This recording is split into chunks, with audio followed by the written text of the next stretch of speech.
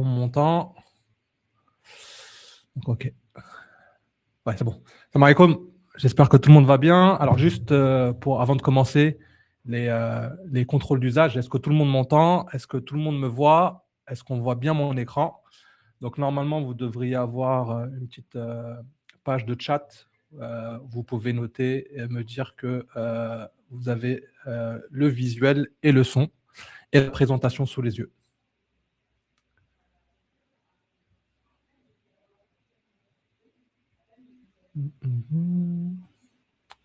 Alors, le chat. Ouais, normalement, le chat est activé pour les participants. Donc, normalement, vous devriez pouvoir interagir avec le chat. Quelqu'un écrit. Public, c'est bon. Ouais, c'est bon. Public, j'ai.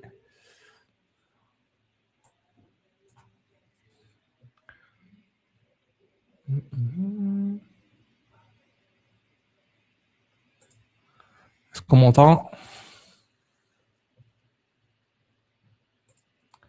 Quelqu'un a écrit.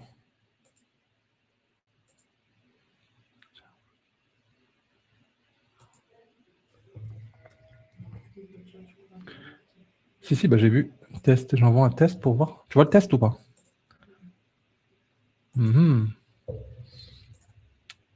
Alors.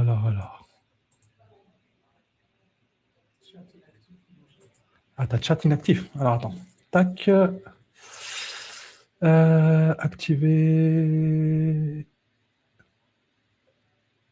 On va mettre activer le chat question. On va faire ça. On va voir si ça marche. T'as pas question? Regarde. Question, si t'as quelque chose ou pas.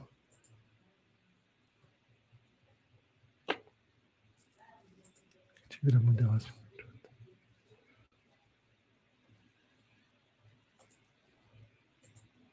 Filtre.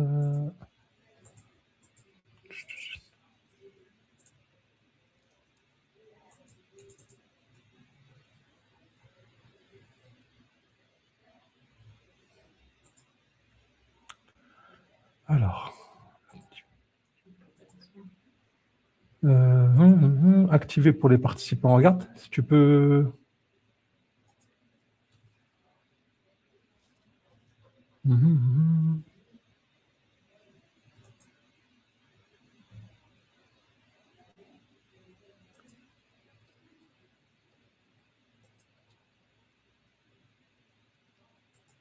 Je vais essayer de voir avec Aspa si on peut.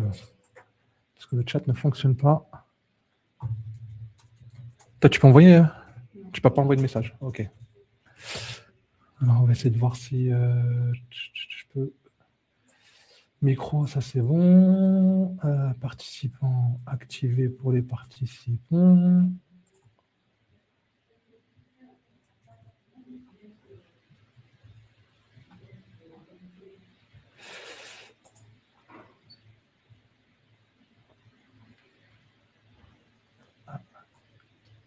C'est bon, si, je vois le chat. C'est bon. Alors. Ouais, parfait, c'est bon. Nickel, on va pouvoir commencer. Donc c'est bon, j'ai bien. Tout est OK. C'est bon. Parfait. Ouais, je suis en... Nickel. Bon, on est bon. Bismillah, on va commencer. Alors, salam alaikum à tous et à toutes. Barakallahu fikum déjà pour le temps que vous allez nous accorder. Donc, on va avoir 1 heure ensemble, donc avec une idée précise. Donc, on a aujourd'hui un constat, c'est qu'on se rend compte aujourd'hui que le marché de l'immobilier est en reprise. En ce moment, il y a de plus en plus de personnes qui arrivent à trouver des biens et souhaitent concrétiser leurs projets.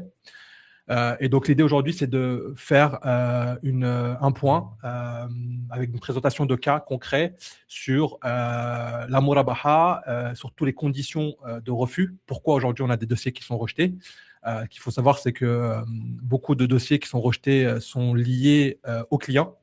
On a une marge de refus liée au partenaire bancaire, mais on a quand même une grande partie liée aux clients. Et donc, ce webinaire a pour objectif d'informer et d'expliquer la mécanique et donner vraiment des tips, des éléments qui permettront de pouvoir maximiser les chances d'obtention du financement Murabaha. Donc aujourd'hui, donc je serai accompagné de Saoussen Cherigui, qui est donc notre responsable risque. Donc je laisserai le temps de se présenter en deuxième temps.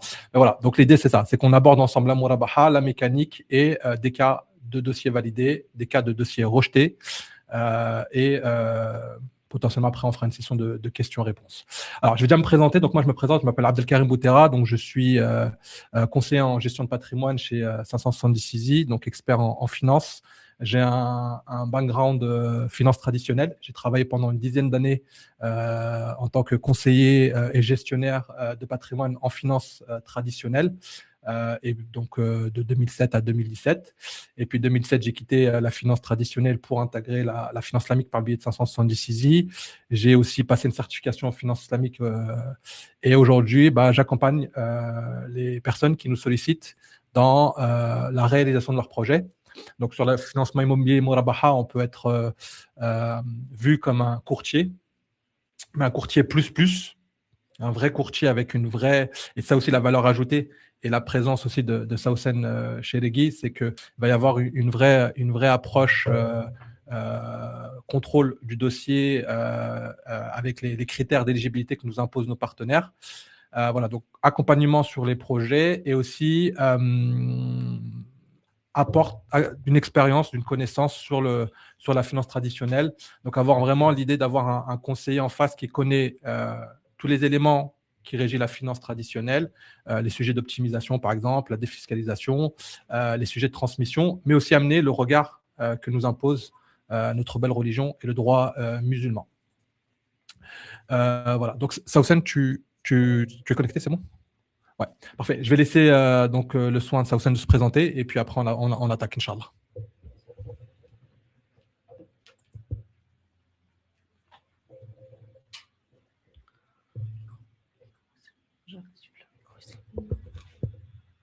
Je l'active ici.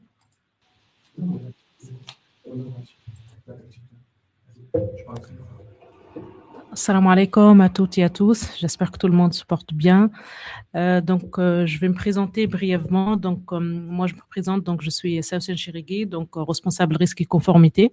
Je m'occupe de la relation avec nos partenaires, donc la relation avec les notaires, également avec nos partenaires bancaires. Je suis épaulée par Sakina Bachir. Nous intervenons une fois le dossier et une fois l'accord de principe est donné, une fois le client a trouvé un bien. Nous, on s'occupe de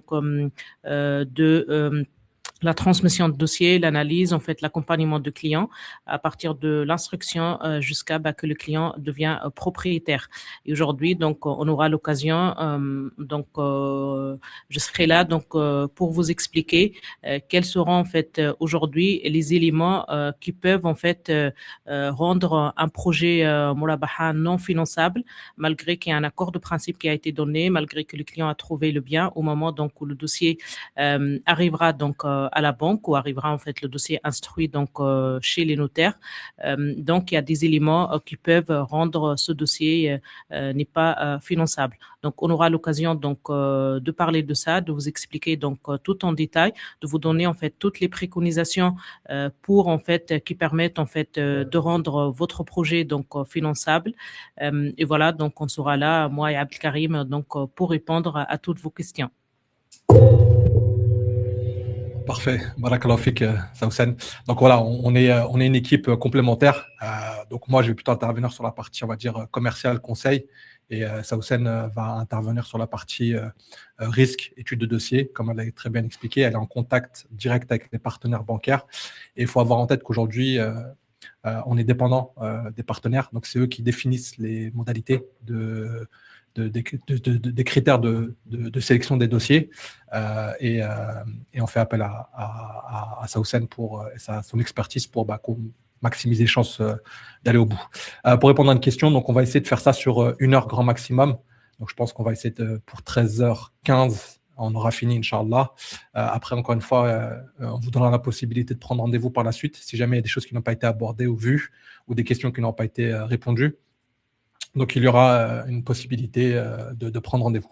Parfait, bismillah, on attaque. Passer la présentation. Donc, rapidement, 570 Easy pour se présenter. Très, très rapidement. Donc, 570 Easy. Alors, en France, ce qu'il faut avoir en tête, c'est qu'il n'y a pas de banque islamique. Ça, faut que ça soit bien ancré dans vos esprits. Pas de banque islamique en France. Nous, on n'est pas une banque. On va avoir deux activités. La première, on fait ce qu'on appelle de l'ingénierie financière.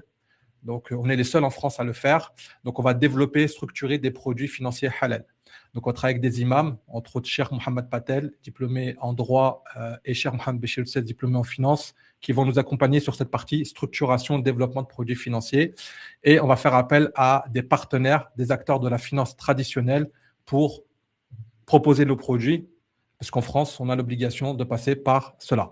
Étant donné qu'on est dans un pays où il n'y a pas de banque islamique, on a le droit exceptionnellement de travailler avec des acteurs de la finance traditionnelle, mais il y aura un cadre à respecter en termes d'organisation et les imams vont intervenir pour cadrer ce partenariat. Donc, en l'occurrence, les partenaires avec qui on travaille vont être majoritairement des banques qui vont ouvrir une activité de finance islamique et un bureau ou un pôle finance islamique. On va utiliser des fonds propres de la banque. Donc, tous les ans, la maison mère va allouer une enveloppe de fonds propres au pôle finance islamique qui va servir à financer les achats, revente des biens immobiliers. Donc, nous, on va travailler en étroite collaboration avec le pôle finance islamique de la banque. Voilà, donc sur la partie structuration, donc Easy développe, structure les produits. On fait ça depuis maintenant 15 ans. On est les pionniers en France. Donc en gros, l'idée, c'est il n'y a pas de banque islamique. On ne va pas attendre qu'une banque vienne. On va nous-mêmes développer les produits et travailler avec les acteurs français pour commercialiser nos solutions. On va aussi donc intervenir sur la partie conseil avec la mise en place d'une stratégie d'épargne, d'investissement. L'idée, c'est vraiment d'accompagner et permettre à la communauté musulmane d'avoir une vie financière en adéquation avec l'éthique musulmane. C'est-à-dire que je devienne propriétaire par le biais d'une transaction commerciale et je vais développer, créer mon patrimoine financier, immobilier de manière halal. Et moi, je vais intervenir sur la partie conseil avec des réponses à comment je peux défiscaliser en tant que musulman, comment je peux optimiser, comment je peux préparer tel ou tel projet sur telle ou telle durée, comment je peux aussi préparer mon potentiel départ de la France, comment je peux transmettre en islam, donc quelles sont les règles de droit musulman et comment je peux faire en sorte que je ne paye pas beaucoup d'impôts ou que mes héritiers ou mes ayants droit ne payent pas beaucoup d'impôts quand ils vont toucher leur part, leur héritage. Voilà, donc on intervient, donc accession à propriété, on a développé des solutions d'épargne. Il y a le mot assurance vie aussi pour clarifier.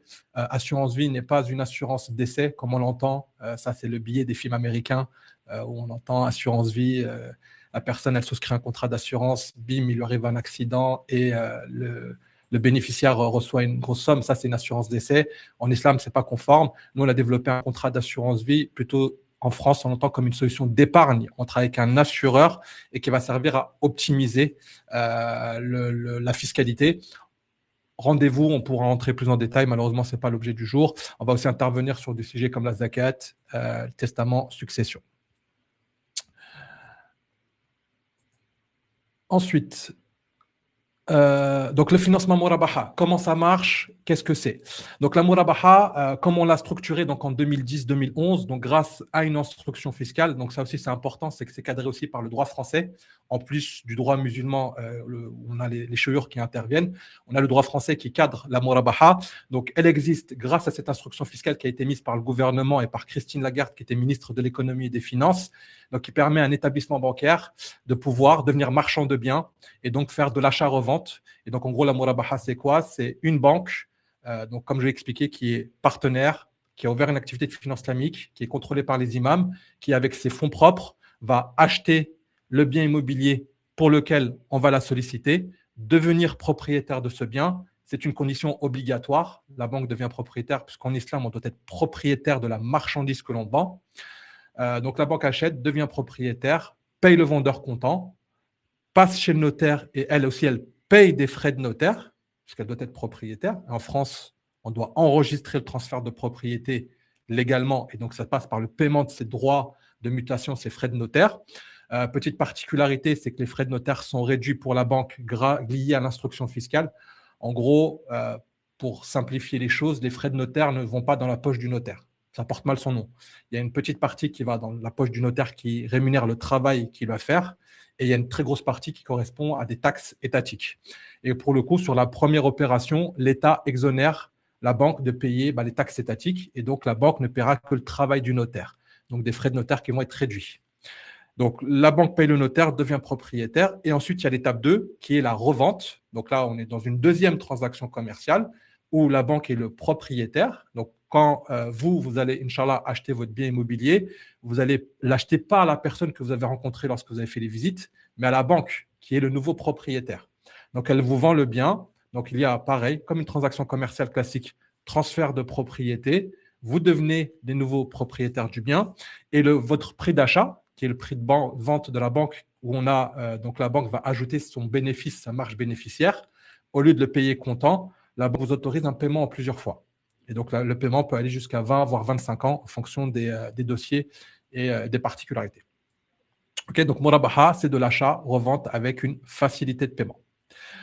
Il y a des critères d'éligibilité. Donc, comme je l'ai expliqué, donc le partenaire va lui donner ses conditions d'éligibilité. Donc, il y a des conditions réglementaires et il y a des conditions que la banque a définies. Donc, en l'occurrence, il faut une stabilité professionnelle. Il faut un minimum d'apport, donc 20% du prix du bien, donc 20% du prix affiché par le vendeur, sachant que les 20% vont servir entre autres à payer les frais de notaire. Parce qu'encore une fois, on n'est pas dans le cadre d'un prêt où la banque va vous vendre de l'argent et donc elle peut vous prêter de quoi acheter le bien plus payer les frais annexes. Là, on est sur de l'achat-revente. Donc, la banque va acheter et revendre un bien existant. Donc, il faut que vous ayez de quoi payer ces frais de notaire pour enregistrer la vente et acter le transfert de propriété. Donc, il faut au moins 20%. Donc, en France, les frais de notaire sont entre 8 à 10%. Donc, on va se dire la moitié des 20%, les 10% qui vont servir à payer les frais de notaire. Et ce qui restera, pareil, c'est un filtre que la banque a mis en place, c'est qu'elle veut un premier paiement dès que la vente est conclue, qui correspond à peu près à 10% du prix du bien. Donc voilà, donc les 20%, 10% pour les frais de notaire et 10% le premier paiement que vous allez faire à la banque. Il faut aussi respecter toutes les normes liées à l'endettement, puisque l'établissement, quand elle vous octroie cette facilité de paiement, donc elle vous octroie une dette, et la dette elle est encadrée. La législation encadre la dette, donc il y a des critères d'éligibilité. Donc on va surtout entendre parler du taux d'endettement, donc qui impose aux banques de ne pas dépasser plus de 35% des revenus pour rembourser, alors pas que la nouvelle dette, mais toutes les dettes du client. Donc on prendra en compte les dettes antérieures qui sont en cours. Donc je ne sais pas, j'ai fait un prêt à taux zéro pour acheter une voiture. J'ai une location longue durée sur un véhicule, j'ai déjà fait un prêt immobilier sur une autre opération, ça, on va les prendre en compte, plus la nouvelle mensualité de Murabaha, et on ne doit pas excéder 35% d'endettement, sachant que chaque banque a un critère, donc on a un partenaire qui propose 35%, mais on a aussi un autre partenaire qui ne va pas au-delà de 33%. C'est eux qui décident. Alors, juste, je vois beaucoup de questions. On se donnera à la fin une session de questions-réponses, Inch'Allah, et je répondrai à toutes les questions. Les conditions d'éligibilité aussi des biens. Donc, aujourd'hui, ça aussi, pareil, je me suis rendu compte qu'au fur et à mesure des accompagnements, c'est que les gens pensent qu'on peut acheter uniquement la résidence principale, mais non. Aujourd'hui, on peut financer tous les projets.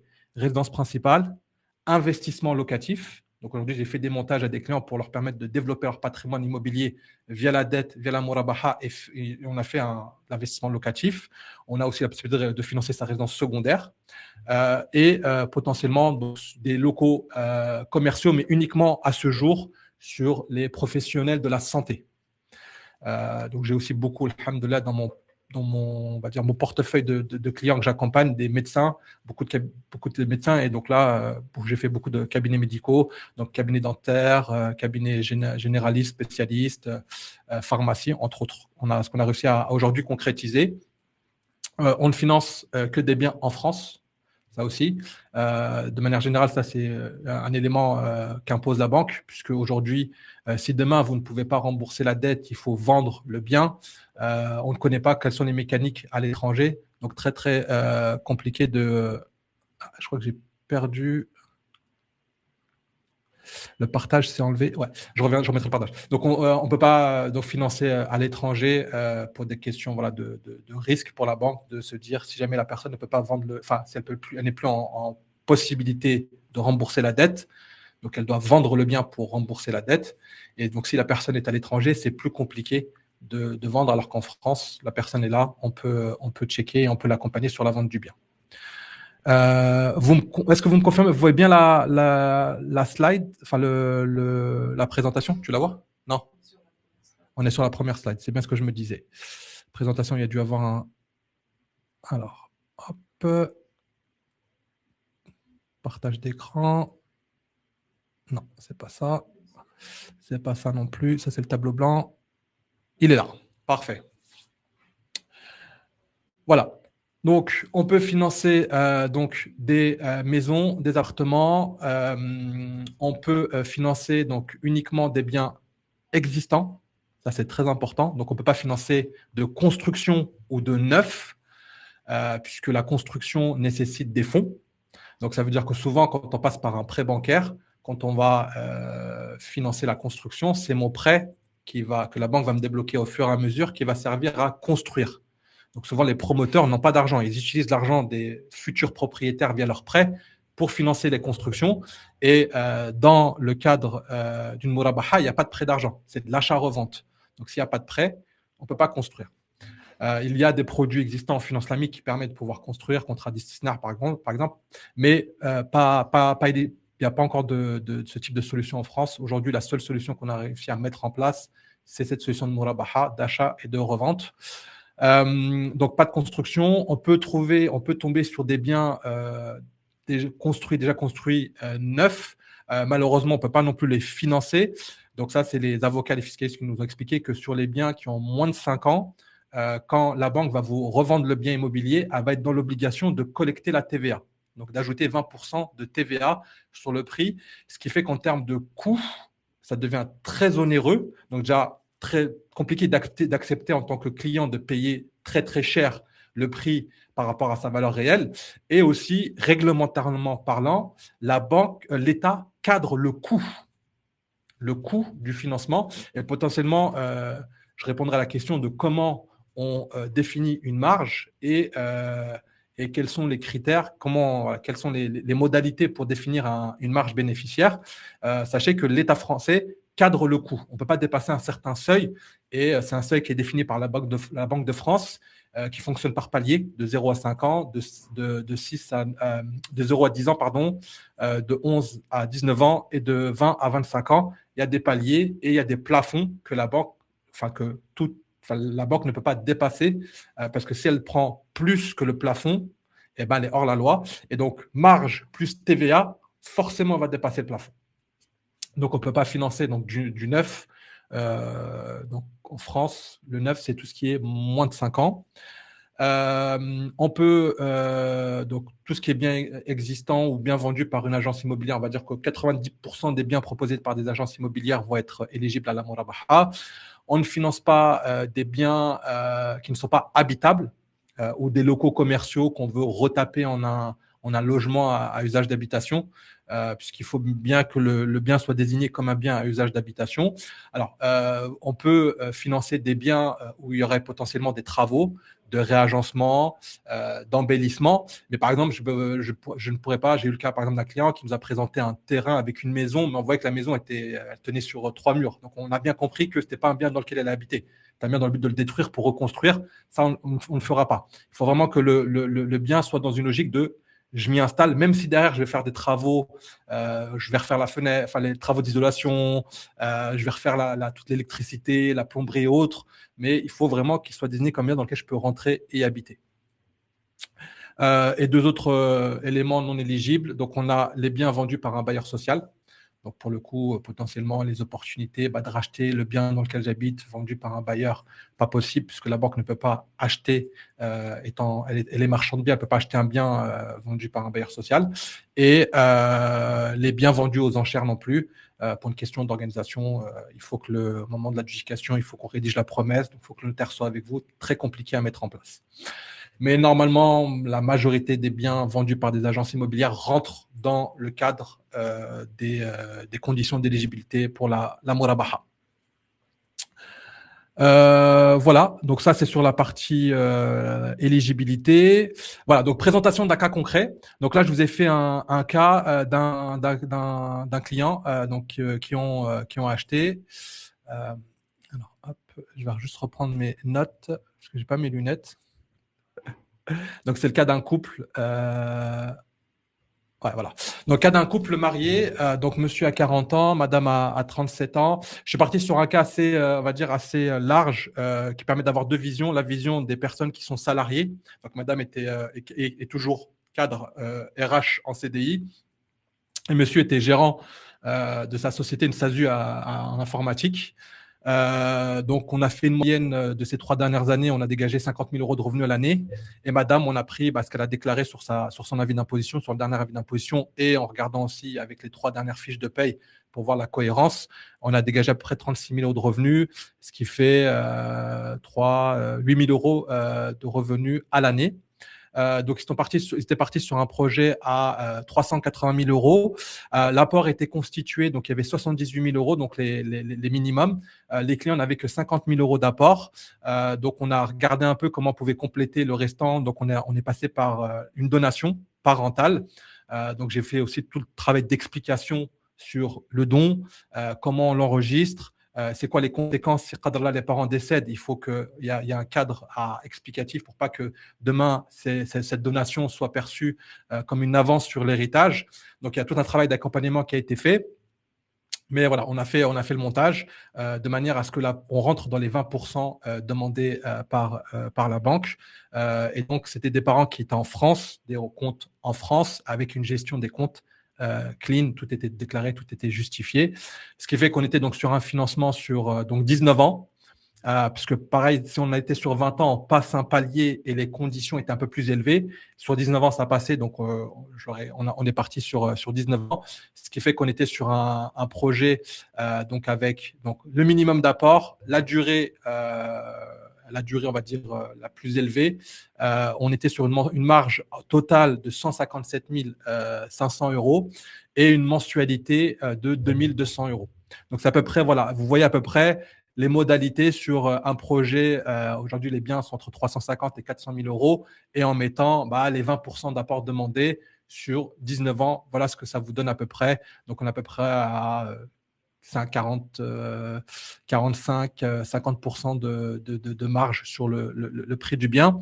Pour vous donner un peu les éléments donc au niveau de la roadmap, on a donc eu un échange avec les clients en mars 2025, le 4 mars 2025. Donc, je leur ai présenté le process, la murabaha, je leur ai expliqué, j'ai répondu à leurs questions. Dans la foulée, étant donné que monsieur une SASU, je lui ai demandé de me présenter des justificatifs. Donc, on a fait une pré-étude. Et c'est là aussi la plus-value de l'accompagnement avec 576, c'est qu'on a Sausen, qui est le service risque, qui a donc, je demande au client de constituer le dossier et j'ai transmis le dossier à Sausen. Donc, le 4 mars, explication, transmission du dossier à Sausen. Le 6 mars, on avait un accord de principe suite à l'étude du dossier. Donc, Sausen a épluché les relevés, les bilans. Elle s'assurait que tout était cohérent, que la gestion était saine, que vraiment tous les éléments, tous les critères que nous impose le partenaire bancaire, le client a coché toutes les cases. Accord de principe le 6 mars. C'était un client, oui, pardon, autre chose, j'ai oublié de vous spécifier, c'est que c'est un client qui avait déjà trouvé un bien immobilier. Donc là aussi, il nous fallait de la réactivité parce que le vendeur était en attente d'explications. Le client ne lui a pas parlé du financement et c'est ce que je préconise. On ne parle pas du financement parce que vous pouvez tomber sur des vendeurs ou des agents immobiliers qui vont vous poser des questions. Si vous ne savez pas répondre, vous allez plus apporter de la méfiance et il y a potentiellement chance que votre dossier soit mis de côté, soit même pas présenté parce que on ne connaît pas le financement, on ne sait pas ce qui nous amène. Donc, et vous pouvez la peur de se dire oui, c'est un financement islamique, on se fait fermer les portes. Donc, on ne parle pas du financement. Une des éléments d'accompagnement, c'est cette charge mentale, vous l'enlevez. C'est moi qui la prends. C'est moi qui vais appeler le vendeur, l'agent immobilier pour l'expliquer. Donc, les clients me contactent pour revenir le 4 mars avec un bien en vue. On a fait la découverte, les explications. Donc, j'ai collecté le dossier. J'ai donné le dossier à Sausen le jour même. Le 6 mars, 2 jours après, Sausen me donne un accord de principe parce qu'on avait un bien défini, un budget, tout était cadré. Le 6 mars, avec l'accord de principe, j'appelle l'agent immobilier, je lui explique. Le 7 mars, on lance l'instruction. Donc, 3 jours après la prise de contact, on lance l'instruction, c'est-à-dire qu'on met le notaire en contact pour la partie explication au notaire des vendeurs, la mécanique du financement. Donc, ça, c'est le notaire qu'on va vous attribuer. Donc, dans la mécanique d'accompagnement, vous allez aussi avoir un notaire qui a été formé à rédiger des contrats Sharia compliant. Très importante aussi, on ne signe pas de compromis, puisqu'un compromis, c'est un contrat qui engage l'acquisition du bien. Vous ne devez pas être engagé. Et donc, l'alternative qui permet de pouvoir rentrer dans le cadre du droit musulman et respecter les règles du commerce et qui permet aussi de pouvoir rassurer les vendeurs ou les non-musulmans pour signer un document, c'est la promesse, un wa'd, qui n'est pas engageant et qui va permettre de pouvoir formaliser par écrit le processus et le lancement d'acquisition. Donc, ce wa'd est rédigé par le notaire qu'on va vous attribuer, donc qui sera votre notaire, qui sera aussi le notaire mandaté pour représenter la banque. Et donc, ce notaire-là va contacter le notaire des vendeurs et ensemble, ils vont collecter les documents pour rédiger cette promesse de vente. Un mois après, donc, une date a été fixée pour la signature, donc le 4 avril. Donc là, pour le coup, là, je viens de voir, ça fait pile poil un mois en plus. Donc 4 mars, prise de contact. 4 avril, signature de la promesse unilatérale de vente avec une clause de substitution. Donc vous allez signer la promesse avec les vendeurs et on va faire intervenir la banque par le biais de cette clause de substitution qui dit qu'une banque va se substituer à vous et acheter le bien à votre place lorsqu'on aura l'accord définitif. Ensuite, 3 jours après, on avait mis à jour le dossier du client, on avait la promesse et on a pu envoyer le dossier à la banque. Donc, à ce stade-là, c'est uniquement à ce moment-là que la banque a la connaissance de votre dossier. Toute la partie en amont, c'est Easy qui fait le travail de préparation, d'explication, de conseil et de préparation. Parce que la banque, elle, ne commence à travailler sur un dossier qu'uniquement quand un bien a été désigné.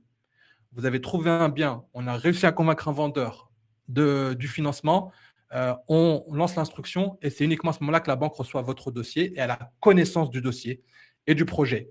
Étude du dossier, donc là, la banque a mis un mois, elle a mis avril, mai, oui, un mois, un peu plus d'un mois pour valider. Donc les délais, c'est entre 45 jours et ça peut monter jusqu'à 75 jours. Mais là, pour le coup, le dossier était clean, il n'y avait pas de sujet, donc ça allait très vite. Validation du comité le 9 mai. Édition des offres en mois de juillet. Donc, c'est là où on a pris du temps, c'est que la banque avait beaucoup de retard dans les traitements et les éditions des offres. Donc, il nous a fallu 2 mois pour éditer l'offre. Donc, ça arrive quand les banques sont surchargées de dossiers ou quand il suffit qu'il y en a un qui est absent. Encore une fois, on ne travaille pas avec la banque, on travaille avec le pôle finance islamique. Il est composé de 3-4 personnes. Donc, il suffit qu'il y en a un qui sont en vacances ou malades, ça prend du retard. Donc, édition des offres le 17 juillet. Donc ensuite, à partir de là, notre client a signé la promesse avec la banque, parce qu'il y a 2 opérations, on doit signer une promesse dans chaque opération. Donc le 25 juillet, il signe une promesse avec la banque. La banque a acheté le 2 septembre. Donc là, il y a eu pareil, période estivale où tout est arrêté. Il n'y a rien, personne ne travaille. Donc achat par la banque le 2 septembre, revente le 5 septembre. Donc là, il y a eu 7 mois pour que le projet soit, pour que entre le moment où le client me contacte et le moment où il a les clés, il y a eu 7 mois et il a eu les clés, il est rentré et il a commencé à rembourser au mois d'octobre sa murabaha. Donc voilà. Donc ça c'est un cas, on va dire grosse partie des situations qu'on a souvent, voilà, SASU, IT, informatique ou couple de cadres. Et alhamdoulilah, ça fonctionne bien. Il y a un accompagnement. Le client a bien respecté. Voilà, pour le coup, il avait déjà une bonne gestion. Ça s'est bien passé. Mais il y a des cas où ça se passe mal. Et là, je vais vous en présenter un où là, pour le coup, c'était un couple marié. Monsieur avait 30 ans, madame a 31 ans. Lui, il est cadre ingénieur. Elle est conseillère, je crois que c'était en vente. Donc, tous les deux en CDI. Lui est à 2005 par mois, elle est à 2000 euros par mois.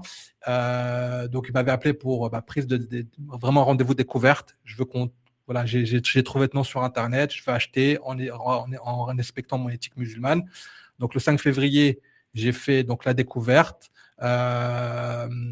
Étant donné qu'il y avait pas la personne n'était pas à son compte et que dans les explications que je donnais, il m'a pas donné d'informations qui potentiellement m'aurait poussé à étendre mon étude. J'ai donné dans la foulée un accord de principe en lui disant voilà, il faut telle situation, telle gestion de compte, attention à telle opération.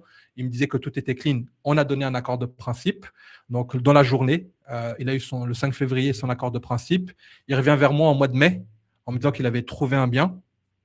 Donc, le 13 mai, il trouve un bien. Le 13, dans la journée, j'appelle l'agent immobilier. Je lui explique. Il a fallu 6 jours pour que le vendeur accepte. J'ai réexpliqué, j'ai revalidé avec l'agent immobilier. Donc, le 19, on lance l'instruction. Le dossier est donc envoyé. Donc là, à ce moment-là, 19 mai, donc je demande au client de me constituer un dossier à jour. Donc là, il nous transmet les documents que Saoussen récupère. Et là, le 20 mai, donc on avait le dossier complet. Et 5 jours après, Saoussen me dit attention, il y a des éléments dans le dossier qui peuvent compromettre la validité du projet. Et donc là, j'appelle le client, je lui dis voilà, aujourd'hui, avec ta gestion des comptes entre février et mai, il y a pas mal de choses qui peuvent compromettre le projet. Tu as 2 possibilités. Soit tu m'écoutes et on annule l'instruction. Et là, pour le coup, personne n'a engagé de frais et on limite la casse. Soit tu t'entêtes et on lance le projet, mais quoi qu'il arrive, on te facturera, puisque nous, notre rémunération dépend de la bonne fin du projet. Et là, pour le coup, le client a été intelligent. Il m'a dit, OK, non, pas de problème, on stoppe. Je lui ai redonné les éléments pour qu'il… je lui ai dit, attention, voilà, sur le relevé de compte, tu as telle opération. Ça, c'est pas bon parce que c'est une opération en espèces. Après, parce qu'il y a telle ou telle chose. Après, on retrouvera plus en détail. Je laisserai à Saoussen expliquer les éléments, les points d'attention, les éléments qui peuvent compromettre le projet. Mais là, donc là, pareil, vraiment la valeur ajoutée, c'est qu'on a préparé le dossier, on a donné un go, mais entre le moment où je donne l'accord de principe, au moment où le client me trouve un bien, il se passe une période. Le client continue d'avoir une gestion. La gestion n'était plus bonne. On a stoppé et on a évité que le client engage des frais et perde ses frais. Parce que il faut rédiger une promesse, parce que le vendeur peut réclamer une indemnité parce qu'on lui a bloqué son bien alors que le projet n'est pas allé au bout. Il y a plein d'éléments qui peut être, on va dire, en défaveur du client. Et notre travail a amené à ce qu'on stoppe l'instruction et le client, je lui ai donné des modalités pour qu'il revienne plus tard avec des comptes, avec une meilleure gestion pour aller au bout du projet. Voilà. Donc là, on est intervenu et il y a eu, on va dire, alhamdoulilah, notre intervention qui a stoppé au bon moment. Là, je vous présente un second projet où là, malheureusement, le dossier a été rejeté en banque. Alors, je vais vous expliquer ce qui s'est passé. Donc là, octobre 2025, le 1er octobre, le client me contacte. Je lui donne un accord de principe. Alors, donc, la situation, donc, c'est un couple marié, 2 enfants à charge, pardon. Donc, lui a 45 ans, elle a 42 ans. Lui, il est chauffeur poids lourd. Elle est assistante maternelle. Donc, il gagne, lui, 2 500 € par mois. Madame, elle a page emploi. Donc, on a réussi à prendre en compte les revenus. Donc, elle avait un agrément de 3 enfants. Et avec les éléments, on a pu dégager un salaire à peu près à 3 000 € par mois. Donc, ça, c'est Saoussen qui a fait ce travail-là. Donc, à partir de là, donc, moi, je lui ai donné un accord de principe le lendemain, donc le 2 octobre.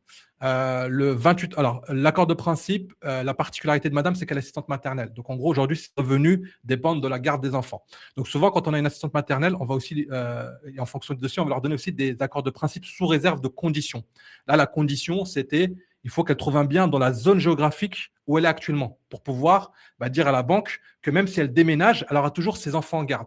Parce que si demain, j'ai une assistante maternelle qui me dit, j'ai 3 enfants, je travaille à Paris et je vais m'installer à Marseille, ça va être compliqué de convaincre la banque de prendre en compte ses revenus parce que potentiellement, la banque peut me dire, ouais, mais qui me dit qu'à Marseille, elle va retrouver des enfants? Même si c'est un domaine où il y a de la demande, moi, je ne suis pas à l'abri qu'elle va retrouver des enfants et qu'elle va toucher le même niveau de salaire. Donc, pour pouvoir maximiser les chances, je lui ai dit, OK, accord de principe, mais sous réserve que tu achètes dans la zone géographique où tu es pour pouvoir convaincre la banque que les 3 000 €, quoi qu'il arrive, elle va les toucher. Elle va peut-être déménager, mais les 3 000 € seront toujours, entre parenthèses, là. Donc, accord de principe. Un mois après, il m'appelle le 28 pour me dire on a trouvé un bien. on lance l'instruction le 30 octobre. Donc 28, bien en vue, j'appelle le vendeur. Le 30 octobre, donc 2 jours après, on valide, on instruit. Là, il y a eu donc une signature de promesse aussi très rapide. Alhamdoulilah, une semaine après, il signait la promesse de vente. On envoie le dossier en banque le 7 novembre. Là, pour le coup, la banque a pris du retard dans le traitement. Le dossier n'est présenté qu'en janvier, donc 2 mois après. Comme je dis, la banque elle a 75 jours pour étudier le dossier. Là, on était à 60 jours, un petit peu moins de 60 jours. Présentation du dossier en comité, rejet. Pourquoi? Parce que quelques jours avant, la banque nous informe qu'il faut mettre à jour le dossier du client. Donc, elle nous demande des relevés de compte du client de décembre, donc novembre, décembre, novembre-décembre. Sauf que en décembre, les clients ont reçu de l'argent. Donc, monsieur, ils avaient reçu un virement de 4 000 euros d'un tierce, d'un ami de la famille qui lui a fait un virement de 4 000 puisque c'est de l'argent qu'il lui devait ou lui avait prêté. Et madame avait encaissé 4 euros en espèces. Donc, ça faisait 2 000 euros. Et là, le comité a rejeté le dossier pour ces motifs-là. Parce qu'il n'y a pas de traçabilité sur les opérations et parce qu'il n'y a pas de justification sur les 4 000 euros qui viennent d'un tierce ou autre. Avoir en tête que les banques sont contrôlées par l'État. Elles ont un devoir de contrôle pour lutter contre le blanchiment d'argent et le noircissement d'argent. Avoir en tête aussi qu'on fait de la finance islamique. C'est très contrôlé en France. Aujourd'hui, retour d'expérience. J'ai travaillé pendant 10 ans dans le conventionnel. Il y a des choses qui sont pas faites sans aucun souci. Par exemple, ce type de dossier dans le conventionnel n'aurait pas été rejeté. On aurait fait un rappel à l'ordre, on aurait fait une petite déclaration, mais ça n'aurait pas compromis le projet. De chez nous, les banques sont contrôlées et elles savent qu'il y a une espèce de tolérance zéro qui doit être appliquée. Par conséquent, des espèces, on ne peut pas savoir d'où vient l'argent. Moi, demain, vous me dites, voilà, vous me présentez un relevé, vous avez retiré la cliente, elle peut me dire, voilà, j'ai retiré 2 000 euros en octobre pour acheter quelque chose et puis j'ai récupéré, je les ai remis sur le compte. La banque peut me dire, moi, entre octobre et janvier, elle a pu faire tout et n'importe quoi. Elle a pu financer une arme à feu avec cet argent-là. Elle a pu le prêter pour financer du trafic de drogue avec. Donc, comme il n'y a pas de traçabilité, la banque rejette. Pareil, le virement d'un tierce, 4 000 euros, ça vient d'où? Pourquoi quelqu'un va donner 4 000 euros? C'est un prêt? OK. Il faut qu'on remonte, faut qu'on retrouve les relevés de compte au moment où on lui a prêté les 4 000 euros, donc rechercher les documents et aussi devoir justifier la provenance des 4 000 euros par la présentation du relevé de compte de la personne. Donc, des fois, on se retrouve à demander des relevés de compte d'un tierce, une personne qui est extérieure au projet, juste parce qu'il a fait un virement. La banque va me dire d'où viennent ces 4 000 euros? Comment il a constitué ces 4 000 euros? Peut-être qu'il a encaissé 4 000 euros en espèces et qu'il a transféré sur le compte du client. Il a amené une traçabilité. Là, c'est rejeté aussi. D'accord? Donc, des fois, il y a des opérations où même vous dites, ma banque m'a pas mis de stop, ça passe. Non. Retour d'expérience, non. Dans le conventionnel, on va être beaucoup plus tolérant. Là où dans la murabaha, c'est une vraie tolérance zéro qui est appliquée. C'est pour ça que dans le rendez-vous de découverte, on passe plus de temps on fait beaucoup de pédagogie, d'explication, vraiment de remise sur attention. Des fois, les gens me disent, mais je ne suis pas bête. Je sais que vous n'êtes pas bête, mais je rappelle parce que des fois, il y a des choses qui peuvent paraître simples. Au final, quand on dépose des dossiers, on se rend compte que le client n'a pas entendu, n'a pas écouté. Et pour preuve, ces clients-là, j'ai fait de la pédagogie, je leur ai expliqué. Décembre, ils pensaient que le dossier était envoyé en banque, donc c'était tranquille, ils ont refait leurs opérations. Mise à jour du dossier, décembre, les clients, j'aurais dû expliquer que rejeté, malheureusement, pas choix. Donc voilà un peu pour les éléments. Je vais laisser la main à Saoussen qui va rentrer beaucoup plus en détail sur les éléments. C'est elle qui est, comme je dis, en contact avec les banques. C'est elle qui sait à peu près les critères. Et voilà, et on rentre en plus en détail. Merci Abdelkarim. Donc je reprends donc la parole. Est-ce que vous m'entendez? Ouais, ok. Donc moi, je vais vous présenter en fait aujourd'hui les principaux éléments qui peuvent aujourd'hui rendre un projet de murabaha non finançable. Donc un projet, malgré donc un accord de principe a été donné, au moment en fait le dossier va être transmis à la notaire ou transmis à la banque, il y aura en fait des points de vigilance en fait essentiels qu'on va vérifier et ces points en fait de vigilance peuvent en fait rendre le projet non finançable. Donc tout d'abord en fait le premier élément clé c'est l'apport personnel. Il est très important en fait de comprendre que cet apport en fait peut être constitué sous différentes formes. Donc, l'apport peut être constitué donc d'une épargne qui a été constituée via vos salaires. Il peut également être constitué d'un plan épargne entreprise. Également, il peut être constitué de la vente d'un bien immobilier, d'un héritage ou encore d'une donation. Donc, donation de la part de vos parents ou bien de la part de vos frères ou vos sœurs. Juste petit rappel pour la donation. Donc, en France, un parent peut donner jusqu'à 100 000. Donc, 100 000 où il n'y a pas d'abattement, où on ne paie pas d'impôt. Frères et sœurs, c'est jusqu'à 15 000. Au-delà de ces montants-là, le montant sera taxable et donc il y aura de l'impôt à payer sur ces donations. Donc, au moment, nous, on va monter votre dossier. Donc, les points de vigilance, les points très importants qu'on doit vérifier. Donc, au-delà, de l'origine de l'apport, le point le plus important reste la disponibilité de l'apport. Donc, il faut que l'apport soit disponible sur vos comptes bancaires et il faut également qu'il soit justifié. Donc, au moment où on lance le dossier, donc cela signifie que sur vos comptes bancaires, avant de transmettre le dossier à la banque, il faut que l'apport il doit être visible sur les comptes bancaires et il doit être justifié. Les donations, il est très important de noter. Aucune donation doit provenir de l'étranger. Donc, les donations qui proviennent de l'étranger, héritage, donation, des virements de l'étranger. Donc, ce sont des éléments, malheureusement, qui bloquent et qui risquent, de rendre, le projet non finançable. Donc, ça. Juste pour compléter, quel que soit le pays, souvent, voilà. Je pense que comme ça vient du Maghreb, c'est plus contrôlé. Quel que soit le pays, même si on recevait de l'argent des États-Unis, c'est la même chose. Pays du Golfe, c'est la même chose. Donc, vraiment, il faut que les fonds viennent de France. Il faut qu'on ait une traçabilité et une justification à apporter. C'est ça. Donc, il faut la personne qui va vous faire une donation, il faut qu'elle soit résidente fiscale française. Donc, il faut qu'elle soit en France et avoir un compte bancaire en France. Au moment on va monter le dossier, on doit s'assurer que cette personne elle a bien la somme pour vous faire la donation, mais non seulement qu'elle a la somme, mais cette somme qu'elle a sur son compte bancaire, elle doit être justifiée. C'est-à-dire on va demander les 3 derniers relevés bancaires de la personne qui va vous faire la donation et on doit s'assurer que cette somme qu'elle a sur son compte bancaire a bien été constituée. Donc si elle a travaillé, elle est salariée par son salaire, si elle est retraitée, elle a travaillé auparavant. Donc on doit s'assurer que cette somme d'argent, elle n'a pas fait quelques jours avant, quelques mois avant, qu'elle n'a pas fait des dépôts d'espèces, des remises de chèques pour constituer cette somme et ensuite vous faire la donation. Donc ça c'est très important, même si cette personne, elle va pas elle n'est pas co-acquéreur, donc elle va pas être dans le projet avec vous, elle va pas acheter, mais on sera dans l'obligation de réclamer ces documents, sa pièce d'identité et ses 3 derniers relevés bancaires. Et des fois, la banque, si par exemple le montant de la donation est très très important, et donc la banque, elle peut demander même le relevé de janvier N-1 de donateur pour s'assurer que la donation est bien justifiée.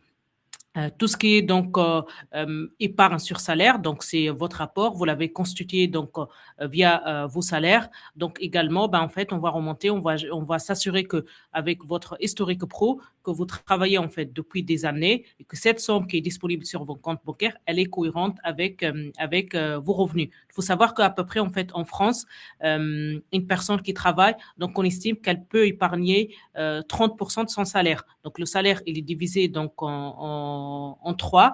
Il y a une partie qui sert à payer les charges de la vie quotidienne, l'électricité, le loyer. Une partie qui est pour les activités extra et une partie qui est pour de l'épargne que la personne elle peut épargner. Souvent ce pourcentage-là, elle peut monter à 50%, notamment par exemple pour les personnes qui sont hébergées gratuitement. Donc une personne qui est hébergée gratuitement, qui n'a pas de loyer à payer, donc elle peut épargner 50% de son salaire. En tout cas, nous, avec les avis d'impôt, avec les fiches de paie, avec l'historique pro, il faut que la somme qui est disponible sur le compte bancaire soit en cohérence avec les revenus qui ont été déclarés sur les avis d'impôt. Tout ce qui est donc héritage, donc on demandera donc les actes notariés, donc pour s'assurer que voilà que c'est un héritage et vente d'un bien, donc on demandera l'attestation de vente, qu'en fait le relevé bancaire en fait qui rendant visible l'entrée des fonds au moment où il y a eu la vente. Donc ça c'est en fait pour donc l'apport, donc qui peut être constitué par le salaire, épargne sur salaire, épargne entreprise, vente d'un bien, donation, héritage. Ensuite, donc, il y a si donc le client donc il remplit donc ces critères-là, donc c'est-à-dire l'apport il est bien disponible sur le compte bancaire, il est bien justifié, donc il n'y a pas d'anomalie, tout a été justifié. Il y a donc un deuxième élément qui est très important où la banque en fait elle va être très regardante sur cet élément-là. Donc c'est la gestion de vos comptes bancaires. Donc aujourd'hui, en fait, au moment où vous allez déposer, donc on va transmettre votre dossier à la banque. La banque, à ce stade-là, elle ne vous connaît pas. Donc, elle ne connaît pas, en fait, votre comportement financier. Donc, la banque, elle va donc analyser votre comportement financier sur plusieurs mois. Donc, elle ne va pas juste demander les 3 derniers relevés bancaires. OK, elle demande donc les 3 derniers relevés bancaires, mais également, elle peut demander, en fait, les relevés janvier N-1. Ça peut monter jusqu'à même les 4 dernières années, c'est-à-dire janvier 2025, janvier 2024, janvier 2023. Pourquoi en fait? Pour s'assurer en fait que l'évolution de votre épargne, de la somme d'argent qui est aujourd'hui sur votre compte bancaire, d'une année à l'autre, cette évolution est bien cohérente et bien conforme par rapport à vos revenus.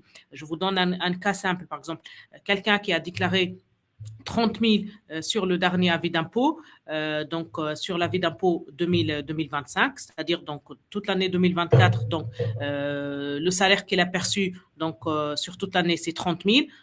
Sauf que sur le relevé bancaire de janvier 2025, moi, je me trouve en fait avec une évolution d'une somme d'argent où on avait 50 000, on est passé à une somme de 100 000. C'est-à-dire, donc, il y a une évolution d'épargne de 50 000 pour cette personne qui a gagné seulement 30 000. Donc, il y a 20 000 en plus. Donc ça en fait, le client, il va devoir en fait justifier. La banque, donc, elle va s'assurer que cette somme d'argent, cette évolution très importante est bien justifiée. Donc, des fois, elle est justifiée. Par exemple, il y a une entrée d'argent exceptionnelle. Le client a vendu un bien, il a vendu une voiture, il a eu une donation. Donc, il a tous les justificatifs pour justifier. Des fois, malheureusement, ça peut être des remboursements des prêts qui ne sont pas justifiés, des dépôts d'espèces, des remises de chèques. Et c'est malheureusement ces éléments-là, en fait, qui peuvent, en fait, rendre le projet non finançable. Donc, la banque, donc, elle va s'assurer donc tout est justifié. Elle va également en fait vérifier, s'assurer que les comptes bancaires sont bien positifs. Même si vous avez une petite autorisation de découvert de 100 euros, 200 euros, il ne faut pas en fait avoir recours à cette autorisation de découvert. Pourquoi? Parce qu'en fait, ça envoie un signal négatif à la banque. La personne où son compte bancaire était négatif, ben, cette personne-là, demain, donc, qui dit compte bancaire négatif, ben, elle n'aura pas assez de fonds, elle n'aura pas assez d'argent pour pouvoir en fait assumer sa mensualité. Et donc, la banque, elle se dit, ben, moi, si je m'engage avec ce client-là, ben, demain, je vais me retrouver avec des impayés. Donc, il faut que le fonctionnement des comptes, de tous vos comptes bancaires, si vous avez donc souvent les clients ont plusieurs comptes bancaires, il faut faire attention à chaque compte bancaire. Il faut que tous les comptes bancaires soient positifs. Également, donc les autres. Juste pour compléter, par rapport à ça, ce qu'il faut avoir en tête, c'est que l'établissement bancaire part dans l'idée que la mensualité de Murabaha sera toujours plus élevée que la charge que vous payez actuellement. Et c'est le cas. Souvent, il y a un saut de charge de peut-être 50%. C'est-à-dire que je peux payer un loyer de 800 euros, me retrouver à payer de Murabaha, même de 100%, de 1006, voire 1700 euros.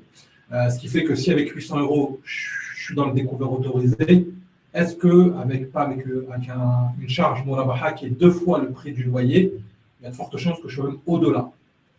Voilà, pour compléter le propos de ça. Oui. Également, donc les autres points en fait de vigilance que la banque elle va vérifier, c'est qu'en fait il faut que sur vos comptes bancaires, il ne faut pas qu'il y ait des impayés, il ne faut pas qu'il y ait de retard sur prélèvement, il faut pas qu'il y ait des impayés, il ne faut pas qu'il y ait ce qu'on appelle en fait des saisies, donc saisies attribution ou un avis à tiers détenteur. Donc souvent en fait c'est ce qu'on appelle un ATD. Donc ça peut être une amende qui a été oubliée, qui n'a pas été réglée, ou ça peut être en fait un retard sur le paiement des impôts. Et ça en fait ça envoie en fait un signal très très négatif en fait à la banque. Pourquoi? Parce qu'une personne qui paye pas ses impôts, qui paye pas ses amendes, qui n'est pas à jour, ben la banque en fait elle va pas pouvoir en fait l'accompagner. Également donc tout ce qui est en fait les commissions d'intervention, les commissions ou des fois, en fait, le client fait recours à son découvert. Donc, il y a des commissions qui sont prélevées sur son compte. Il y a les incidents de paiement, les intérêts débiteurs. Également, en fait, ce qu'elle va regarder la banque, en fait, les remises de chèques, les dépôts d'espèces, également les virements tierces. Par exemple, vous pouvez faire des virements. En fait, par exemple, la banque, elle va voir, il y a des virements qui partent vers des personnes. Ça peut être de la même famille que vous, vos parents, vos frères, vos sœurs, vos amis. Donc, en fait, il faut que quand le dossier arrive à la banque, notamment sur les 3 derniers relevés bancaires, c'est très simple. En fait, en fait, la banque, elle veut voir, seulement en fait 2 catégories. Donc, la première, donc c'est les revenus, donc les encaissements, donc ça peut être donc votre salaire, des revenus fonciers si vous par exemple vous avez des biens loués, la CAF, donc voilà. Et ensuite en fait les mouvements sortants qui sont en fait donc votre loyer, donc on voit le loyer, on voit donc les charges en fait quotidiennes. En fait, il faut qu'il y a que 2 choses, le salaire qui rentre et les charges qui sortent. Il ne faut pas qu'il y ait d'autres éléments en fait sur le relevé bancaire. Il ne faut pas qu'on voit des dépôts de chèques, des remises de chèques, des dépôts d'espèces, des remboursements de prêts. C'est très, très difficile. Même si vous avez en fait prêté de l'argent il y a 10 ans, il y a 5 ans, il y a un an, c'est très difficile à justifier. Il faut qu'en fait, si jamais en fait, nous, on se retrouve avec un dossier où les clients, en fait, il a reçu un remboursement de prêt, en fait, on va demander beaucoup en fait de justificatifs pour pouvoir en fait justifier cela. Et souvent, c'est très compliqué parce qu'en fait, il faut demander le relevé, en fait, les relevés bancaires de la personne à qui vous avez prêté de l'argent, c'est relevé bancaire au moment où elle a reçu le prêt d'argent, sa pièce d'identité, c'est relevé bancaire au moment où elle va rembourser. Et souvent, c'est très difficile parce que cette personne, en fait, elle va pas acheter avec vous, elle n'est pas dans le projet, donc elle va pas, en fait, accepter de fournir ses relevés bancaires. Et donc, c'est très compliqué à justifier. Donc, pour en fait conclure, afin en fait de maximiser toutes les chances pour faire aboutir donc un projet immobilier et pour qu'en fait vous puissiez donc obtenir votre financement, il faut qu'en fait garder en tête 2 éléments. Il faut que l'apport soit disponible sur mon compte bancaire et soit justifié. Il faut que j'ai une gestion des comptes bancaires saine. Il faut que mes comptes bancaires ne représentent aucune anomalie. Parfait. Barakallahu fik, Saoussen. Ce que je dis souvent à mes clients, en gros, ce qui rentre, c'est mon salaire, ce qui sort, c'est mes dépenses courantes, et le reste, on oublie, on ne fait pas pendant cette durée d'études et de préparation du projet. Juste pour compléter sur la partie donation, alors peut-être que j'ai pas été clair, ou peut-être que Saoussen l'a spécifié. En fait, la donation ne doit intervenir qu'à la fin. En fait, aujourd'hui, quand on dit que, par exemple, dans le cas de mon client qui a acheté, qui a fait appel à un apport via un don, c'est du déclaratif, puisque le don est lié à la bonne fin du projet. Ça veut dire que tant que la banque n'a pas donné son accord de financement, il n'y a pas lieu d'enregistrer le don. Donc, ce qu'on fait, c'est que quand on va monter le dossier, on aura un tableau explicatif d'apport. On va expliquer comment est constitué l'apport. Dans mon cas, on a dit qu'il y avait 50 000 euros issus de l'épargne avec le relevé de compte et 28 000 euros issus d'une donation parentale. Et pour justifier ces 28 000 euros, on a mis le relevé de compte des parents, la pièce d'identité des parents et un CERFA, puisqu'en France, tout doit être enregistré, tout doit être tracé. Donc, un CERFA de don non enregistré indiquant que les parents vont donner les fonds. Et puis, donc, la banque étudie le dossier sur cette base-là. Donc, elle sait qu'il y a les 50 000 euros qui viennent du compte. Hop, elle check les comptes. Il y a 28 000 euros qui viennent des comptes des parents. Hop, c'est tracé. Elle valide. Et à ce moment-là, dès qu'on a l'accord, là, uniquement à ce moment-là, les parents ont fait le virement sur le compte du client et le client a enregistré le don. D'accord? Pas de précipitation, aller demander l'argent, faire le virement. Non, au contraire, quand on se précipite, c'est là où c'est compliqué parce que là, pour le coup, la banque va dire attends, il a reçu l'argent alors qu'il n'a pas encore eu le financement. Donc, c'est quoi? C'est un don? Voilà. Donc, pas de précipitation. J'ai mis, parce que là, il est 15-17, donc on a fait sur 1 heure. Je vais encore rester 15 minutes, mais pour peut-être les personnes qui doivent partir, je vous ai mis un QR code si vous voulez prendre rendez-vous. Pour ceux qui n'auront pas assisté à la session de questions-réponses ou qui veulent prendre rendez-vous, donc vous avez un QR code, vous pouvez accéder à notre agenda pour une prise de rendez-vous et on pourra donc potentiellement répondre à vos questions et pouvoir répondre aux questions que vous n'avez pas, qu'on n'a pas pu aborder ensemble ou que vous n'avez pas pu assister là tout de suite. Je vais prendre les questions. Je vais les prendre. On va essayer d'aller au il y a une question, quand on aide nos parents mensuellement, est-ce qu'il faut arrêter, il faut les aider pendant combien de temps? En fait, il faut savoir les aides donc, pour les parents. On peut aider nos parents, donc ce n'est pas un problème, à condition, en fait, cette aide-là, il faut qu'elle soit visible sur l'avis d'impôt. C'est-à-dire, en fait, quand on donne de l'aide à nos parents, donc ça s'appelle une pension alimentaire.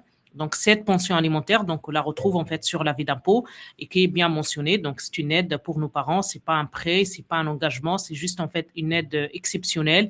Et donc, on peut aider nos parents si ça reste en fait, voilà, dans la norme possible. Donc, des petits montants qui se sont en fait visibles sur l'avis d'impôt. Juste pour compléter, ouais, faites attention quand même parce que c'est du déclaratif et ça peut avoir effectivement répercussions sur la fiscalité des parents. Parce que quand je donne de l'argent à mes parents vont enregistrer comme un revenu. C'est l'argent que je lui donne, donc moi, ça me donne droit à une déduction d'impôt, mais lui, c'est un revenu qui peut être soumis à fiscalité. C'est pour ça qu'il y a un cadre aussi quand on va étudier dans le rendez-vous de découverte, quand on va étudier l'apport, on va étudier cet élément-là. Ok, je vais faire passer par un don qui donne. Est-ce que la personne est enclin à donner ses relevés de compte? Combien il va donner? Et on regardera quelles sont les répercussions fiscales. Et aussi de transmission, comme j'expliquais tout à l'heure, aussi un don, ça peut avoir des répercussions au niveau de la transmission, parce que potentiellement, si un travail quoi que ce soit et que la personne, le père décède, les enfants peuvent dire, bah, attends, tu as donné 28 000 euros à mon frère et moi, je n'ai rien eu, je suis lésé. Et donc, il y a cette notion d'égalité, cette parité égalitaire qui doit être en France, au droit français, qui fait que bah, si je donne un 28 à l'un de mes enfants, je vais donner 28 aux autres. Et donc, il y a tout un travail aussi qui est fait à ce sujet et ça fait partie de l'accompagnement que je donne. Ok, ensuite, donc, on a donc, la question, un couple en CDI confirmé et l'autre en CDI en période d'essai, est-ce que le dossier est acceptable? Oui, donc on peut en fait monter un dossier, donc on peut donner un accord de principe pour un couple dont une personne elle est en période d'essai. En revanche, donc on va temporiser, donc sous réserve que la personne elle valide sa période d'essai. C'est-à-dire, donc on va temporiser, donc on donne un accord de principe, mais au moment en fait où le couple trouve un bien, avant en fait de lancer le dossier, il faut que la période d'essai soit validée. Donc, c'est-à-dire, on donne un accord de principe, mais sous réserve que la période d'essai soit validée. Je l'expliquais tout à l'heure, on peut donner des accords de principe sous réserve, comme le cas du couple qui malheureusement n'ont pas pu aller au bout du projet. Il y avait la réserve d'acheter dans la zone géographique. C'est-à-dire que si elle me disait qu'elle achetait à Marseille alors qu'elle était à Paris, l'accord de principe n'était plus valable. Relevé bancaire doit être clean depuis combien de temps? Nous, donc, en fait, quand on monte le dossier, quand le dossier arrive à la banque, donc, on fournit systématiquement les 3 derniers relevés bancaires de tous les comptes bancaires.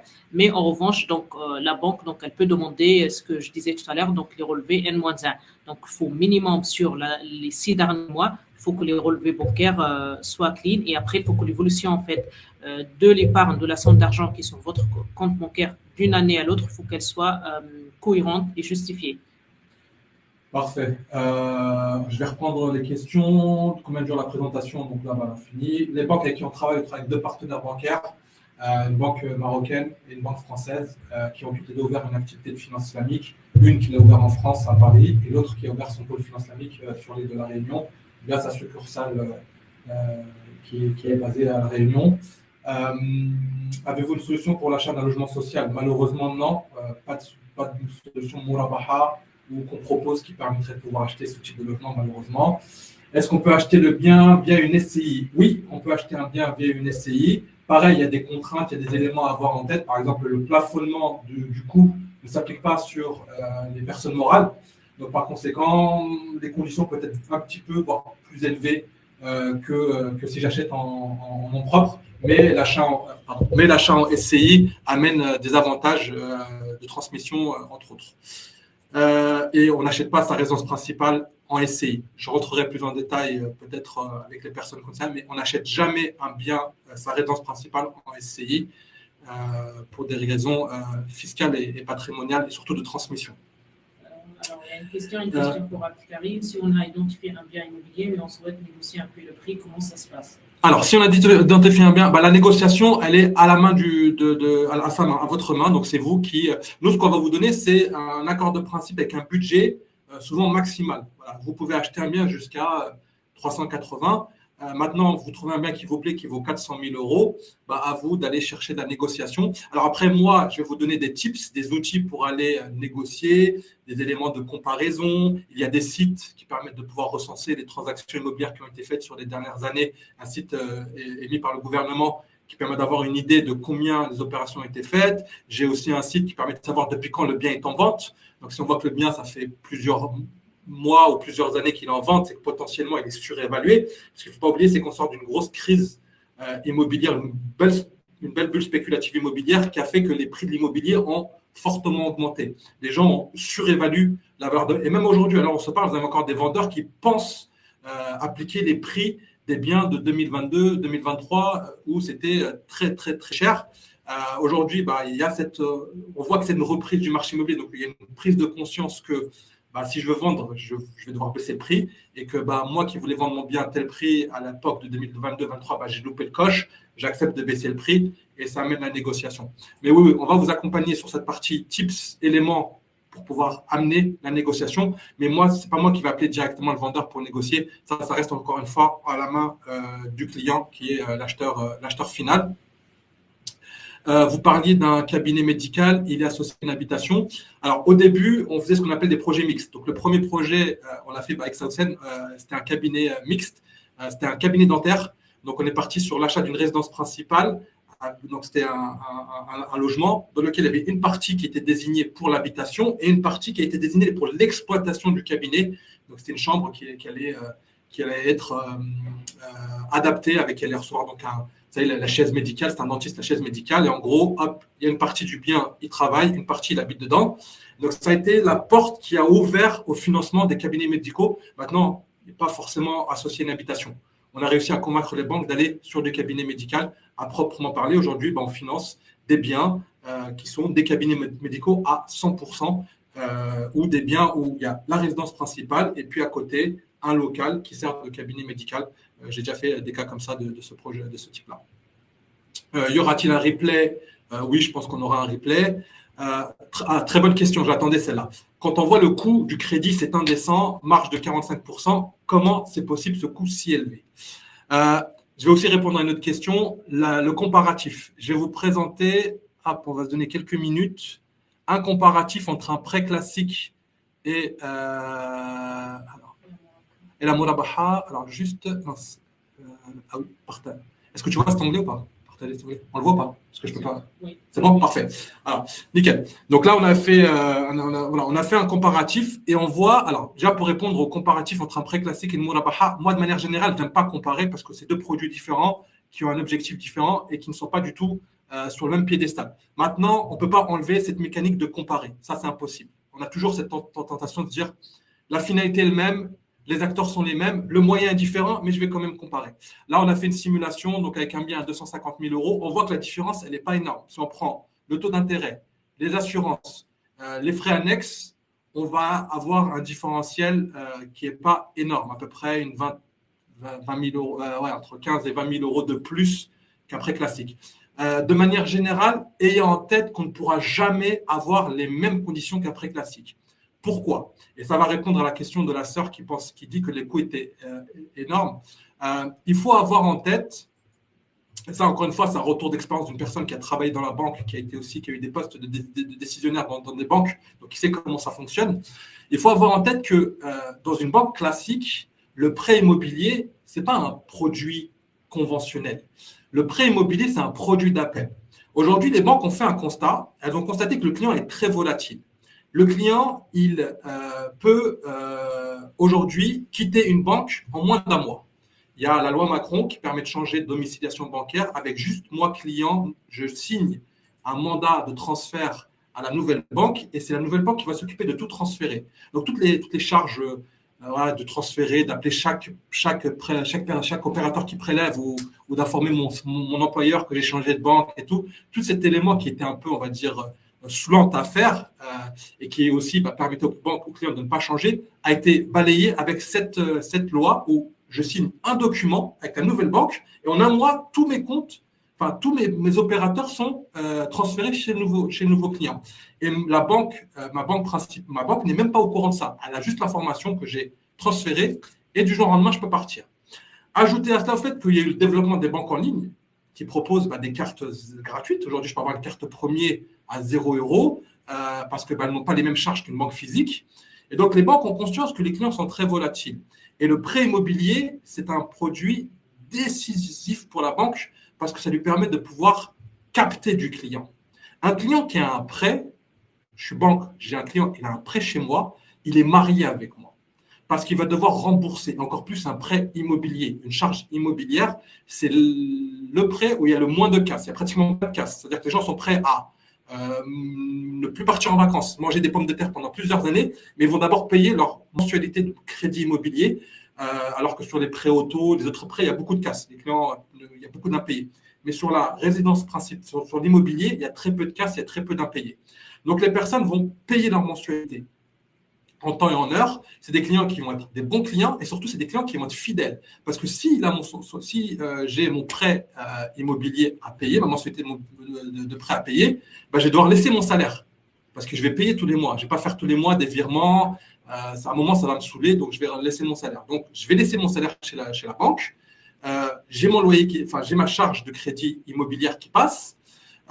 Et donc, je vais être marié à la banque. Je ne vais pas changer de banque. Et donc, le prêt immobilier, c'est un produit d'appel. Donc, les banques vont être enclins à aller chercher du client comment je vais l'appâter? En baissant les taux, en baissant les coûts. Et si je baisse les coûts, je vais capter du client. Et après, comment je vais gagner de l'argent en tant que banque? Eh ben, je vais développer la relation. Ça veut dire que si le client il a son prêt, il a son salaire, mais il va avoir les produits à côté. Il va devoir et ça, je vous dis, j'étais conseillé. Hein. Le client va devoir ouvrir un compte épargne, ouvrir des comptes pour les enfants, l'assurance habitation, l'assurance auto, les livrets d'épargne, un crédit pour faire les travaux. Et voilà. Et je vais faire souscrire aux clients en tant que banque plein de solutions qui, elles, vont générer de l'argent et vont générer du PNB. Et c'est comme ça que la banque, elle va gagner de l'argent. Donc, en gros, le prêt, la métaphore de la pêche, c'est clac, l'hameçon pour aller capter du client. Et ensuite, je vais gagner de l'argent par les produits annexes. Donc, les banques sont plus enclin à baisser fortement les taux d'intérêt pour aller chercher du client et ensuite, elle va développer la relation. Ça, c'est dans le cadre d'un prêt classique. Dans une murabaha, la banque, elle ne peut pas avoir cette mécanique-là. Pourquoi? Parce que la banque, si elle baisse la marge pour aller chercher du client musulman, comment elle va gagner de l'argent? Un client qui va faire une murabaha, il ne va pas faire de compte épargne, il y a des intérêts. Il n'y a pas d'assurance, il ne va pas faire d'assurance, il ne va pas faire un crédit à la consommation pour les travaux s'il a fait un murabaha. Donc la banque, en fait, elle n'a pas de produit annexe à proposer.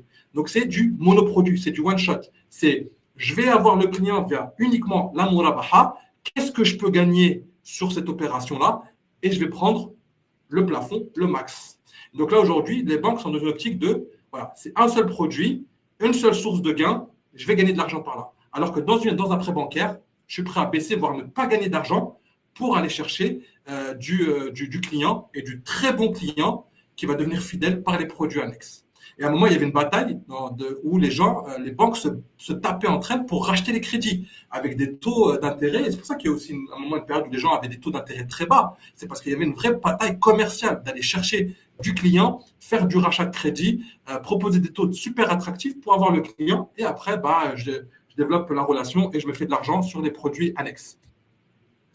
Voilà, donc ça c'est important. Donc malheureusement,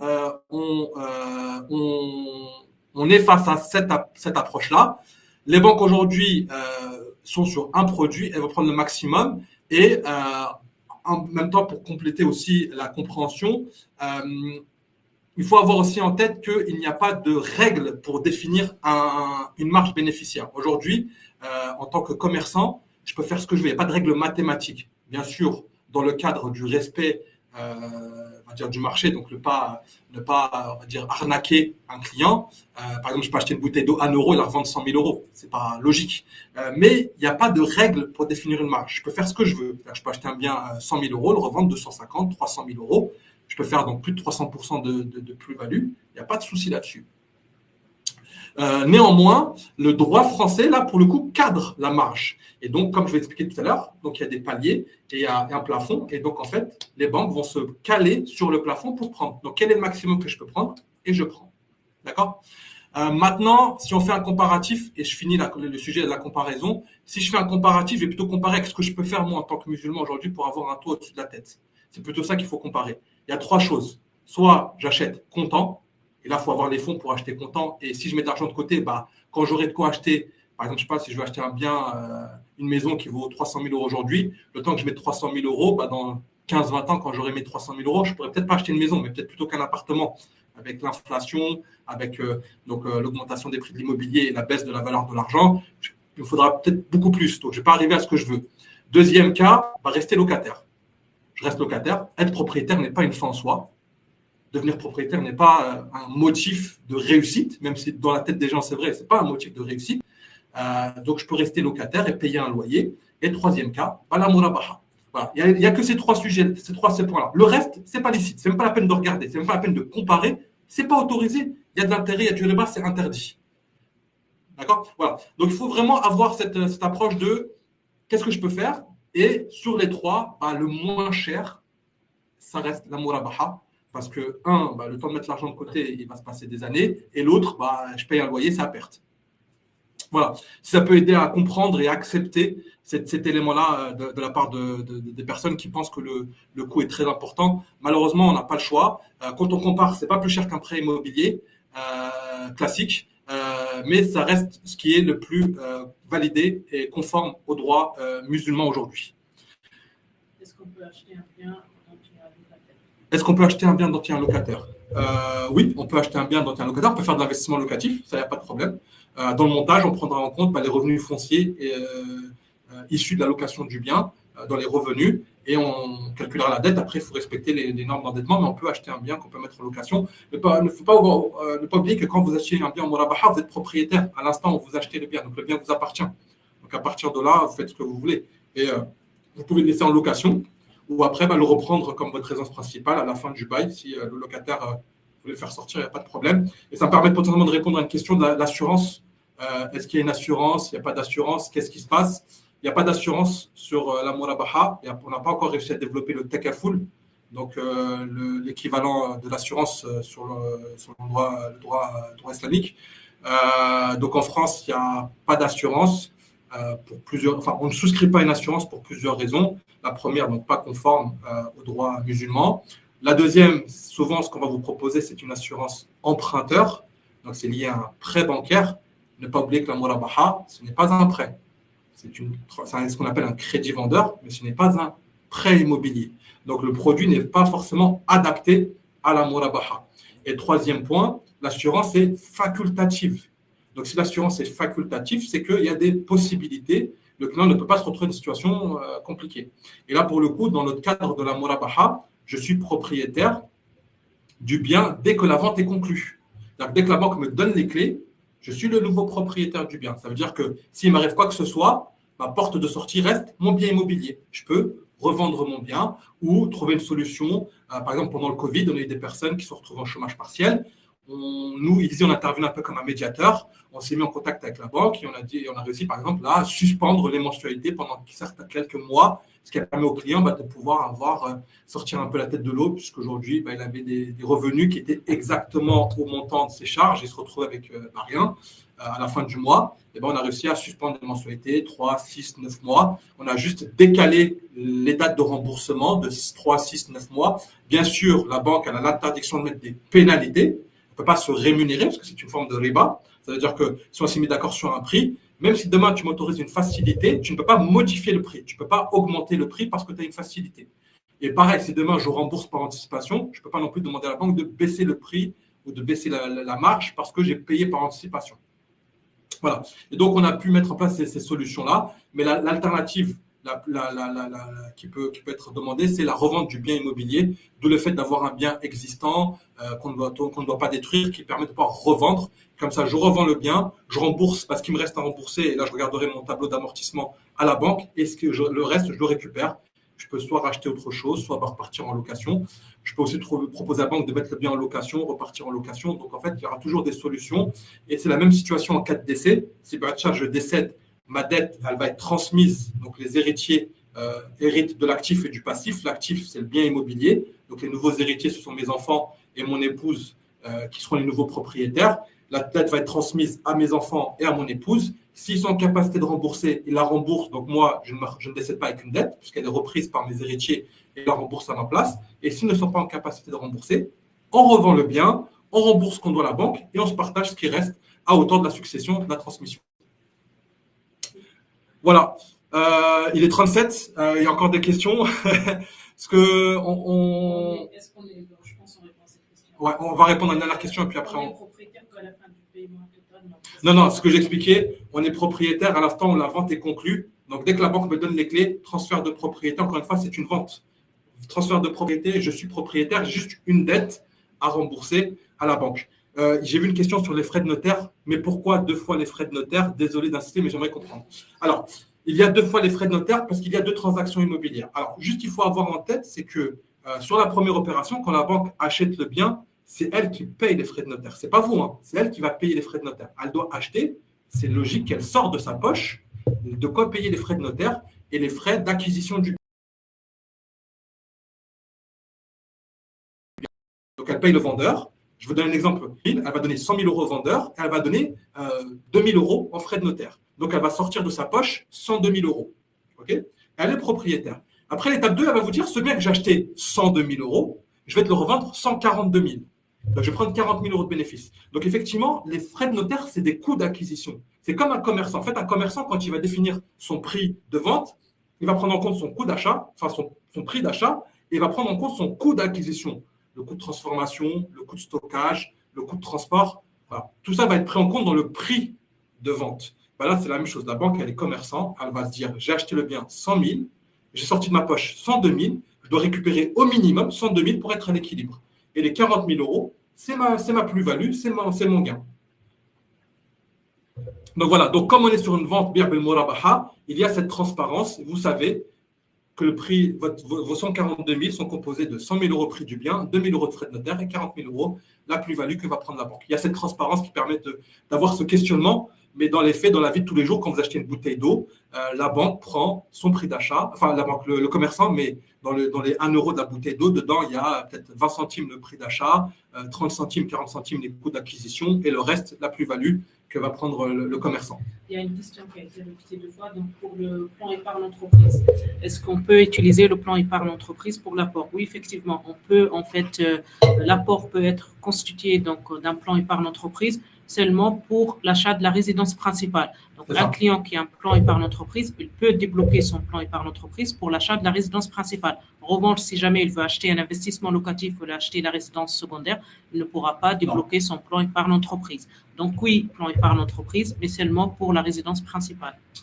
Il est déjà 40, on va se libérer. Alors, la prochaine fois, je prendrai 3 heures, je pense. De toute manière, il y a l'agenda, donc prendre des rendez-vous. Exactement. Donc là, il y a l'agenda. Vous prenez rendez-vous. Encore une fois, on rentrera plus en détail sur la mécanique. Chaque situation, chaque projet est différent et il peut y avoir une bonne ou une mauvaise fin en fonction de chacun. Donc, on prépare le dossier, mais ayez en tête vraiment qu'on met à disposition de nos clients tous les outils pour aller au bout du projet.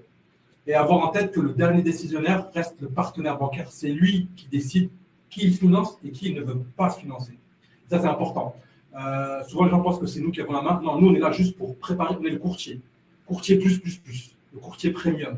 Voilà, on prépare le dossier, on fait tout le travail en amont d'études. Saoussen, elle check les relevés de compte, elle va éplucher chaque opération, elle va regarder si c'est cohérent, si c'est pas cohérent. Et Saoussen, elle a une expertise de fait qu'elle a travaillé des années dans la finance conventionnelle où elle a été analyste, elle a l'expérience, elle est en contact des partenaires bancaires. Pareil, les conditions peuvent évoluer en fonction du partenaire et les partenaires font évoluer leurs conditions.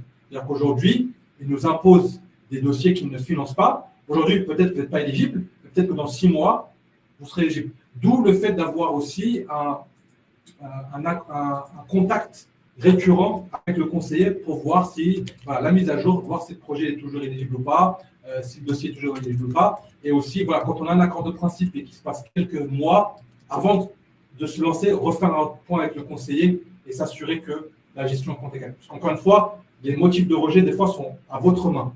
Des trucs bidons, excusez-moi du terme, des trucs bêtes, font que le projet ne va pas au bout à cause de versements d'espèces et le client, il tombe des nues, mais c'est la réalité. Et des fois, juste un appel, ok, M. Boutera, c'est bon, je relance mes recherches, je trouve quelque chose, est-ce qu'on peut refaire un point? Ça prend 1 heure et au moins, on a gagné sur 6 mois de projet. Voilà. En tout cas, barakallahu fikum pour votre écoute, pour le temps que vous nous avez accordé. En tout cas, merci encore une fois pour votre confiance. C'est vous qui permettez aujourd'hui de pouvoir permettre à 576 d'exister, de pouvoir essayer d'amener des alternatives à la communauté. Et encore une fois, merci pour tous ceux qui nous font confiance. Voilà, donc n'hésitez pas, vous avez le QR code, vous prenez rendez-vous, vous perdez au pire des cas 1 heure de votre temps, mais au moins on aura eu une discussion, on aura échangé, et puis on aura peut-être fait des rencontres aussi. En tout cas, qu'Allah vous facilite, mettre de la baraka dans vos projets, et puis moi je vous dis à très bientôt, Inch'Allah. Salam alaikum. Salam alaikum.